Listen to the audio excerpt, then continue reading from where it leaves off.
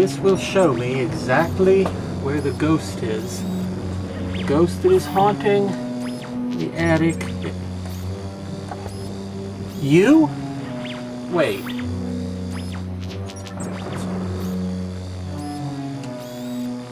That can't be right. You're the ghost that haunts the attic. I'm sorry, I'm not buying it. You do not look like a proper ghost to me. You don't look like any kind of... Oh, wait a minute. Stupid me, never mind. I didn't have it set on ghosts, I had it set on mask fanatics, and that's why it located you. Because you are a mask fanatic, or at least enough of one that you have some interest in masks, which is what brought you here to the Mask Fan... What's the word? Attic, yeah. Tonight's mask comes to us from, well, the weirdos at Death Studios. It was originally designed by none other than Jordu Schell, whom you may remember from his appearance every week, in fact, on the Making Monsters TV series on the Travel Channel, along with Distortions Unlimited Mastermind Ed Edmonds. Well, this thing was designed by Jordu and originally sculpted by Jordu back, well, in the early 90s. In fact, it was first added to the Death Studios lineup as early as 92, I believe.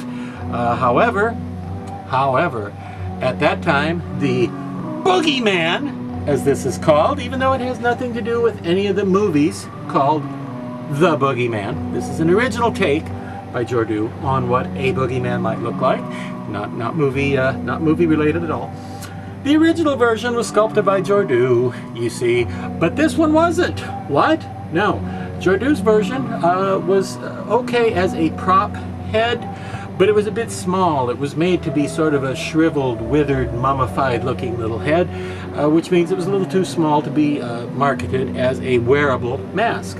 So for a while it was sold as a prop head, but people kind of didn't get it and thought it was a wearable mask that was too small, and some people could kind of sort of get it on their heads, but it was kind of small. So the decision was made to resculpt it. This resculpt, which looks a heck of a lot like the original, was actually done by Jeff Death himself around 2003. Now, it speaks well of Jeff Death that this actually looks like a Jordu sculpture. He captured very much the style and mood and spirit of Jordu's monstrous handiwork. The two are very similar. If you see this one and the original Jordu slightly smaller one together, you can tell there are some differences, like the specific placement of some of these wounds and holes and injuries to him, and the Jordu one looks a little less mean and a little more sad and pathetic. Okay, and Jeff Death made him look just a little more grim and stern, I guess you'd say. Now, two versions of this have been offered on the Death Studio website for some years now. I think they're both still offered, and I think they're around 75, 80 bucks, that neighborhood. Not a bad neighborhood, really.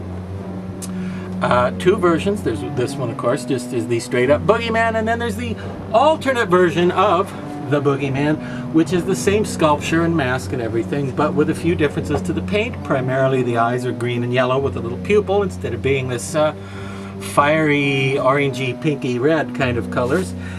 And the hair is white instead of dark like on the standard version. I like them both. I think maybe I like the dark-haired version a little better. The dark-haired version looks a little more like a zombie, and the white-haired version looks a little more like a ghost, if that makes sense.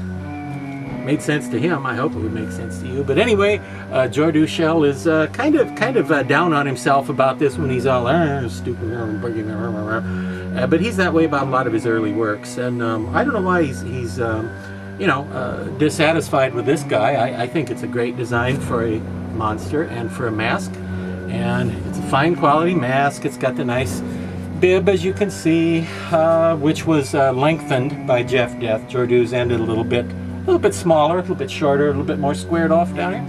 It's got the nice bib. It's got a pretty generous supply of hair, and it has the usual fine quality Death Studio style paint job, which one thing I like about the Death Studio ones is if you like them on the website, you're probably going to like them in person. They don't tend to take beautiful pictures and then send out cheesy masks like some of the mass-produced as what happens with some of the mass production facility masks that we've seen over the centuries. The Death Studio ones are always pretty honest about, you know, you like it in the picture, you'll probably like it in person.